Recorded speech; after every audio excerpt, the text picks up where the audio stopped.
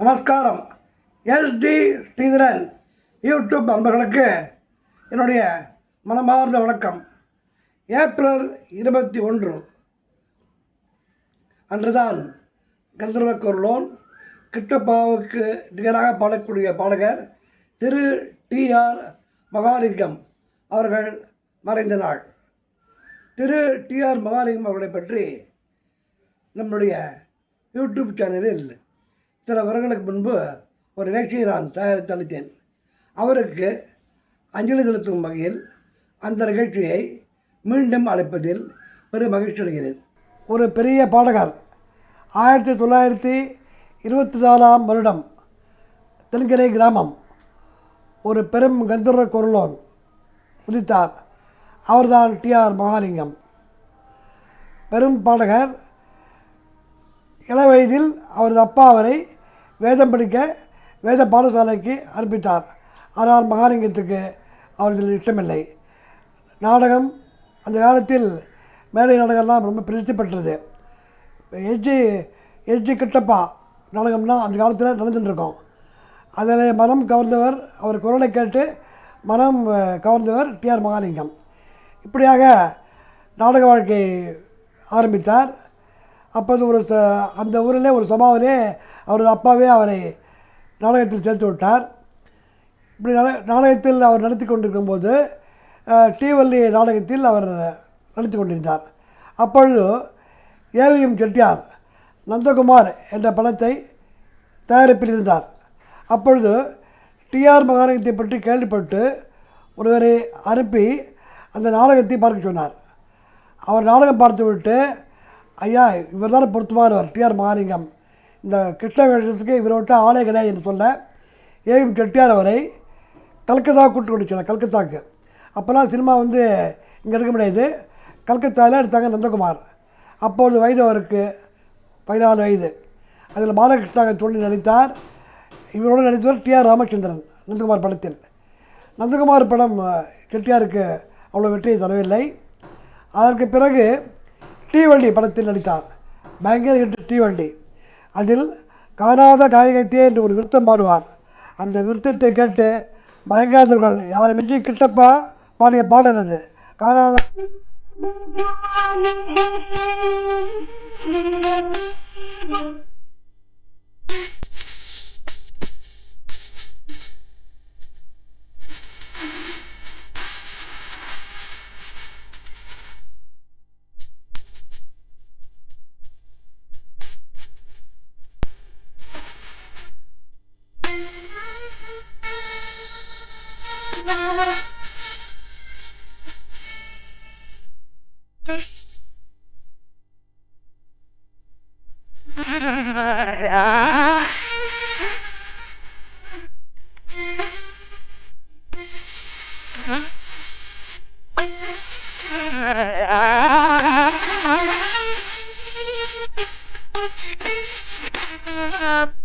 காயகத்தே என்று அவர் ஆரம்பித்தார் என்றால் அப்போதெல்லாம் லவுட் ஸ்பீக்கர் கிடையாது.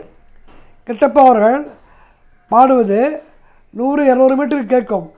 அதே மாதிரி நம்ம டி.ஆர். மகாலிங்கம் பாடிய பாடலும் அவ்வளோ தூரம் கேட்கும்.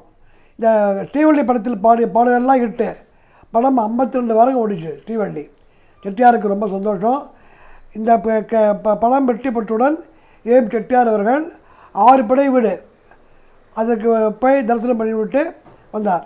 அப்புறம் டி.ஆர். மகாலிங்கத்துக்கு வெற்றியை கொடுத்த படம் வேதாள உலகம். அதுவும் ஏவிஎம் எடுத்த படம் சாரங்கமாணியம் அவரும் நடித்தார்கள். படம் மாபெரும் வெற்றி. இதற்கு பிறகு மகாலிங்கத்துக்கு பெரும் வெற்றியை கொடுத்த படம் நாமிருவர். இந்த படத்தையும் ஏவிஎம் கிட்டே எடுத்தார். இதில் பாடிய பாரதியார் பாடல்கள், அந்த காலத்திலே பாரதியார் பாடல்களை ஏவிஎம் செட்டியார்கள் பெரும் பணம் கொடுத்து தேச உடமையாக்கினார். மகாலிங்கத்துக்கு நாமிருவர் படத்தில் பாடிய பாடல்கள் ரொம்பவும் புகழையும் பேரையும் கொடுத்தது. இதற்கு பிறகு ஞான சௌந்தரி என்ற படம் ஒன்றும் ஜோசப் சலியத் என்ற டைரக்டர் சிற்றடல் படம்ஸ். ஞான சௌந்தரி படம் எம்.இ. ராஜம்மா ஹீரோயின் இவரை போட்டு எடுத்தார்கள். படம் மாபெரும் ஹிட். அதே சமயத்தில் ஜெமினி வாசன் அவர்கள் ஞான சௌந்தரி படத்தை எடுத்தார். ஆனால் அதில் கொஞ்சம் பிராமண பாஷை கலந்ததால் படம் வெற்றி பெறவில்லை. ஜோசப் தலையெழுத்து எடுத்த படம் மாபெரும் வெற்றியை படத்தை ஞான சௌந்தரி. இந்த ஞான சௌந்தரி படம் என்னென்னா, கேரளாவில் ஒரு தேட்டர் இருக்குது, பத்மாவதி தேட்டர் சொல்லிட்டு திருச்சூரில். இந்த ஞான சௌந்தரி படம் வந்து அந்த ஊரில் ரிலீஸ் ஆகும்போது 100 நாள் ஓடிது படம். அப்பொழுது மகாலிங்கம் வந்து அந்த ஊருக்கு போனார். அந்த ஊருக்கு போகும்போது மலையாளம் தெரிந்த தமிழர்கள் அந்த படத்தை பார்த்துவிட்டு மிகவும் ஆனந்தப்பட்டு மகாலிங்கம் பத்மா தேட்டர் ஒரு தேட்டர் இருந்தது திருச்சூரிலே. அந்த தேட்டருக்கு மகாலிங்கம் என்ட்ராகும்போது வழியெங்கும் மாலைகளை, ரோஜா மாலைகளை தூவியார் மீது அவ்வளோ ஆர்ந்தப்பட்டார்கள் அந்த காலத்து ரசிகர்கள். டிஆர் மகாலிங்கத்தின் புகழ் எட்டெங்கும் பரவியது. இப்படி இருக்கும்போது டிஆர் மகாலிங்கம் பானுமதியோட ஒரு படம் நடித்தார். வந்து மணிமேகலை படம். அந்த படத்தில் பானுமதியும் ஒரு பெரிய பாடகி,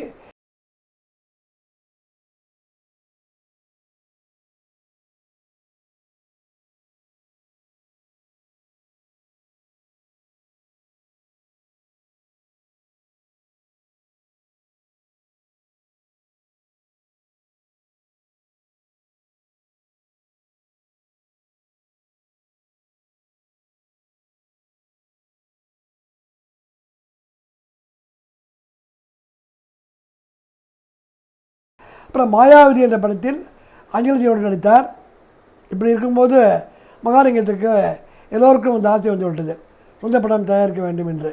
மாயா மச்சீந்திரா, விளையாட்டு பிள்ளை போன்ற படங்களை அவர் தயாரித்தார். ஆனால் படம் ஒன்றும் வெற்றி பெறவில்லை. இதனால் மனம் நொந்த மகாலிங்கம் தனது ஊரை விட்டு, சென்னையை விட்டு தனது ஊரான சோழவந்தானுக்கு போய் ட்ராமாலாம் ஆக்ட் பண்ண ஆரம்பிக்கிட்டார். ஏன்னா அந்த காலத்தில் கிராமத்திலலாம் மேலை நாடகம் ரொம்ப பிரசித்தப்பட்டது. இப்படி இருக்கும்போது கண்ணதாசன் வந்து ஒரு படம் எடுத்தார். அப்போ சொன்னார்கள், நல்ல பெரிய ஹீரோ போட்டு படம் எப்படின்னு.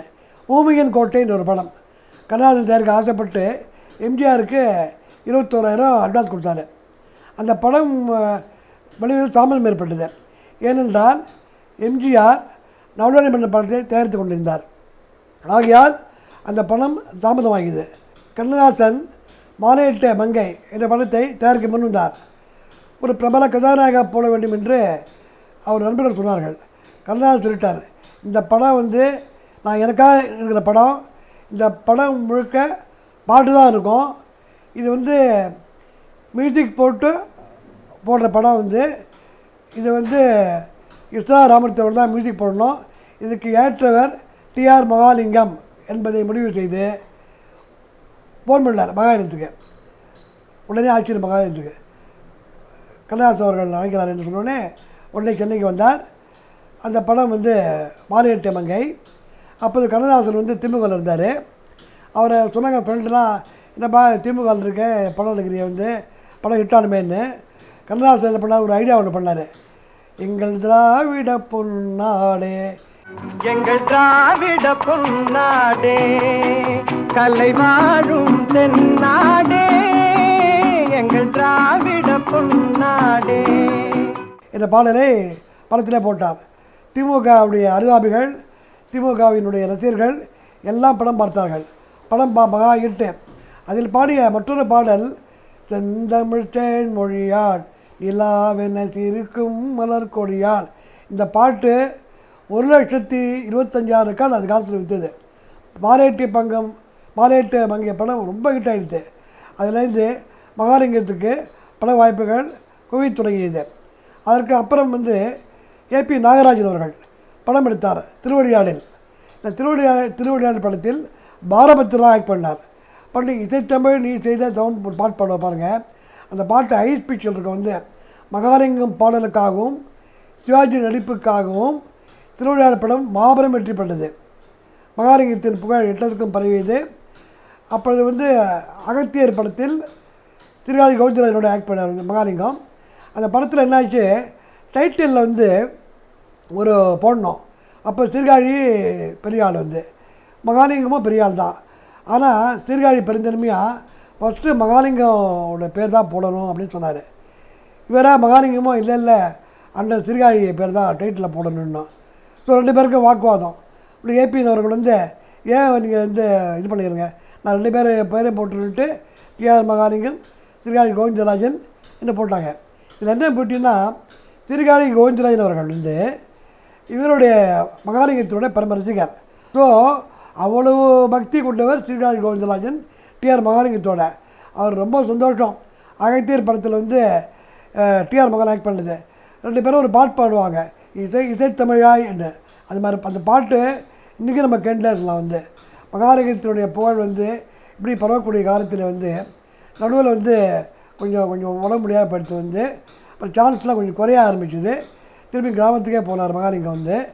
இதில் என்ன முக்கிய காரணம் வந்து, அவர் மலேசியா போகிறார். மலேசியாவுக்கு போயிட்டு வந்து கொஞ்சம் உடம்பு முடியல. மலேசியாவுக்கு போயிட்டு இருந்தோடனே அப்போ வரும்போது வந்து தண்டுமாரியம்மன் கோயில் ஒரு கச்சேரி விடணும். அதுக்கு கச்சேரி முடிகிறதுக்கு முன்னாடியே அவர் வந்து உடம்பு சரியாமல் கொஞ்சம் வந்து உயிர் நீத்தார் மகாலிங்கம். ஆனால் தமிழ் திரையுலகத்தில் எவ்வளோ பேர் வந்திருக்காங்க, போயிருக்காங்க. MK Thyagaraja Bharathiyar, PU Chinnappa, SG Krishnappa போன்று இருக்காங்க. ஆனால் மகாலிங்கத்தினுடைய இடத்தை யாராலும் நிற்ப முடியாது. பியு சின்னப்பா பெரிய ஆக்டர், பாட்டெலாம் பாட்டிருக்காரு. பியு சின்னப்பாவும் டிஆர் மகாலிங்கமும் ரொம்ப ஃப்ரெண்ட்ஸ். வந்து இவருக்கு அவர் பாட்டு பிடிக்கும், அவருக்கு வந்து இவரை பிடிக்கும். வந்து எல்லாருமே அந்த காலத்தில் வந்து கலைஞர்கள்லாம் வேற்றுமையை பாராட்ட மாட்டாங்க, எல்லோரும் ஒத்தியமாக இருப்பாங்க. இவர் ஒரு இன்னொரு பீட்டு என்னென்னா, டிஆர் மகாலிங்கம் அவர்கள் வந்து யாருக்காக பாட்டுக்க மாட்டார். இப்போ டிஎம்எஸ் எல்லாம் சிவாஜி எம்ஜிஆர்லாம் பாடிருக்காங்க. ஆனால் டிஆர் மகாலிங்கம் வந்து தான் நடித்த படத்திலே அவருக்காக தான் பாடுவார். அப்புறம் மகாலிங்கத்தினுடைய லைஃப்பில் வந்து மறக்க முடியாத படம் திருநீலகண்டர். அவர் திருநீலகண்டரே வாழ்ந்திருப்பார். வந்து அந்த படம் ரொம்ப அருமையான படம். வந்து அவர் நடிக்காத பெரிய நாயகளே கிடையாது. பானுமதி, அஞ்சலி தேவி, எஸ் வரலட்சுமி. இந்த வரலட்சுமியும் நல்ல பாடகி, இவரும் நல்ல பாடகர். 2 பேரும் நிறைய டுவேட்ஸ்லாம் பாடியிருக்காங்க. அந்த படம்லாம் ரொம்ப ஹிட்டாச்சு. சென்னை மயிலாப்பூர் பாலகிருஷ்ணா தெரு, அந்த தெருவை யாரும் மறக்கவே முடியாது. நான் அப்போ வந்து ஸ்கூலில் படிச்சிருந்தேன். நான் ராமகிருஷ்ணா ஸ்கூலில் படித்தேன் மாம்பலத்தில். மயிலாப்பூரில் எங்கள் மாமா இருந்தார். அப்போ நான் மயிலாப்பூருக்கு வருவேன். பார்த்தா பாலகிருஷ்ணா ரோடில் இருக்க ஒரு பெரிய வீடு இருக்கும், சுகுமார பவனம் போட்டிருக்கோம். வாசலில் 10 கார் வரிசையாக நிற்கும். மேலே பார்த்தா 16 நாய் இப்படியே ஓடி வரும். மகாலிங்கத்தை பார்க்குறதுக்கு ஒரு தனியாக ஒரு கூட்டம் நிற்கும். மகாலிங்கம் வருவார் கரெக்டாக ஒரு 8:30 மணிக்கு பால்கனிக்கு. ஒரு கையாட்டுவார் பாருங்கள். அந்த ஜனங்க அவர் பார்த்த உடனே ஒரு சந்தோஷம் பாருங்கள். அந்த சந்தோஷம் வந்து இப்போ நினச்சா கூட எனக்கு வந்து கண்ணில் தண்ணி வருது. ஏன்னா நானும் ஒருத்தன் வந்து அப்போ எனக்கு வந்து ஒரு 10 வயசு 11 வயசு இருக்கும். அவர் வந்து அந்த ரசிகர்களை வந்து ரொம்ப மதிப்பார். வந்து நான் வீட்டுக்கு முன்னாடி அந்த ஜனங்க கூடின உடனே வந்து ஒரு திருப்பி சிரிச்சுட்டு அதை கையாடிட்டு வருவார் பாருங்கள். அந்த காட்சி இன்னும் கண் முன்னாடி நிற்கிறது. இன்று மகாலிங்கம் மறந்து விட்டார். ஆனால் அவரது புகழ் மறையவில்லை, அவரது பாடல்கள் மறையவில்லை. அவரது கணீர் என்ற குரல் நம் எல்லோருடைய காதுகளில் கேட்டுக்கொண்டே இருக்கும். வாழ்க மகாலிங்கத்தின் புகழ் பலர்க. அவர் தமிழ் திரைத்துறைக்கு செய்த தொண்டு. இடம் ஒரு பிரீமியர் ஸ்டுடியோ. படம் வெளியீட்டு விழா, ஒரு படத்தினுடைய வெளியீட்டு விழா நடக்கிறது. அதுக்கு விஸ்தாராமூர்த்தி வந்திருக்காங்க, கண்ணதாசன் வந்திருக்காரு. ஒரு இந்த பாட்டு எப்போவுமே மகாலிங்கம் வந்து ரொம்ப ஹை ஸ்பீச்சில் பாடுவார். எம்எஸ் விஸ்வநாதனுக்கும் ராமூர்த்திக்கும் ஒரு ஆசை, ஹை ஸ்பீச்சில் பாடுற மகாலிங்கத்தை லோ ஸ்பீச்சில் பாட வச்சு அந்த பாட்டுன்னு ஒரு ஐடியா தோணித்து. அதில் வந்து ஐடியா தான் இந்த பாட்டு. நான் நன்றி யார் வருவார், அன்பே நான் நன்றி யார் வருவார், இளநங்கை உன்னை வேறு யார் தொடுவார், நான் நன்றி யார் வருவார், அன்பே நான் நன்றி யார் வருவார். இந்த பாட்டு வந்து ப்ரீவியூ பார்த்துட்டுருக்காங்க. பின்னாடி ஒரு குரல், சபாஷ் விஸ்வநாதா. பார்த்தா ஜி ராமநாதன், சங்கீத மேதை, சங்கீத பிதாமகர் ஜி ராமநாதன்.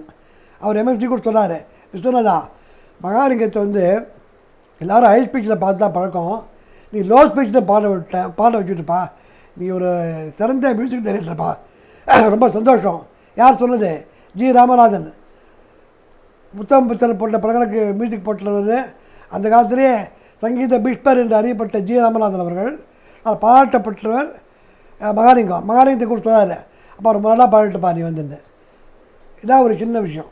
அன்னம் வாங்கலேயோ அம்மா அன்னம் வாங்கலேயோ அன்னம் வாங்கலேயோ அம்மா அன்னம் வாங்கலேயோ ஆதியில் தமயந்தி தேவி ஆதியில் தமயந்தி தேவி கொண்ட ஆசை கூண்டிலே மேவி ஆதியில் தமயந்தி தேவி கொண்ட ஆசை கூண்டிலே மேவி காதலனோடே கூடிய வாழ காதலனோடே கூடிய வாழ தேடியதோ சஞ்சீவி அன்னம் வாங்கலேயோ அம்மா அன்னம் வாங்கலேயோ